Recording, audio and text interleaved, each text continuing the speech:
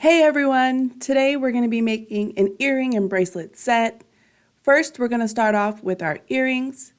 Today we're going to be featuring a teardrop gold-filled beading hoop. This one I've already actually opened.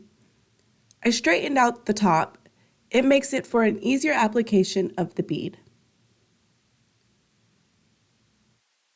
The first bead we're going to be adding is a Stardust gold-filled bead. Then we're going to go ahead and add our lampwork beads.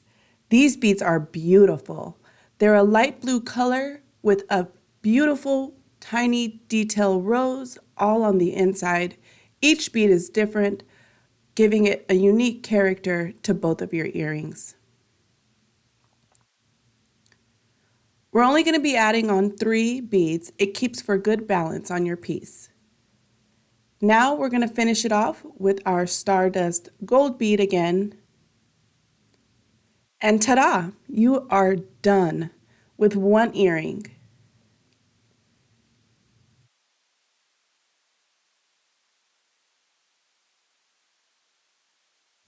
Now to close the hoop, simply slide the wire through the loop. I like to use the round nose pliers. Give it a little bit of an L shape. It will secure my earring and keep my beads from falling off. Now we're going to go ahead and work on the second earring.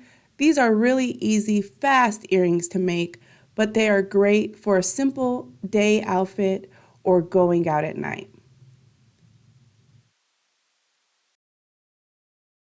I just love these lampwork glass beads. The rose inside is so beautiful. It's kind of like having a forever flower.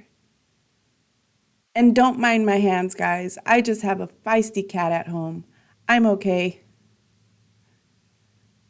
We're just going to slide the wire through the loop using our round nose pliers, create that L, and lock in our beads. Now we're ready for part 2. Yay! Bracelet time. I've pre-cut this snake chain to the length that I need. Now we're simply going to just put on our crimp end covers. These are what is going to hold the bracelet together. As you can see, this crimp end cap has a ring feature on it. You're going to go ahead and slide the chain into the crimp end cap. Using your pliers, you're going to gently squeeze the base of the crimp end cap. This securely connects the two together. You want to apply enough pressure to make sure the chain won't fall out, but you don't want to damage the piece in the making. Now we're going to start with our gold-filled silicone beads. These beads are really nice. They stay in place on the chain. Now we're going to add our lampwork bead. These are the same beads that we used on our hoop, followed by another silicone bead.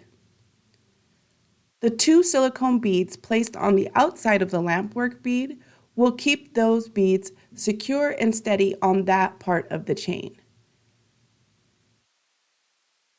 It's not forever, so you can move them around according to how you want your design to look. We're going to do this same step 3 times. So as you can see, I've added another silicone bead, followed by a lampwork bead, and I'm going to enclose it with another silicone bead. As you can see, they are secure in place because of the silicone bead. Now I've got all 3 on there. My bracelet is almost done. Yay! Now we're simply going to add on our other crimp end cap with the ring. This will be the one that we attach our clasp to. Again, squeeze the base of the crimp end cap. Secure this to your chain.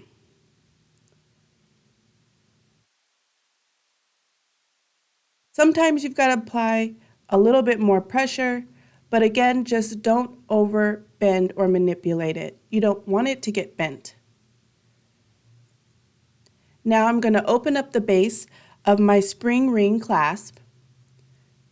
I'm going to attach the crimp end cap Using my pliers, I'm going to close the loop on the base of the spring ring clasp. Now both of my pieces are attached and connected securely. Your bracelet is done. You did it. It doesn't take very long, but it's a forever piece that you can keep. Now you just figure out where you want your beads to be. You can slide them up or down, depending on how far apart you want them to be.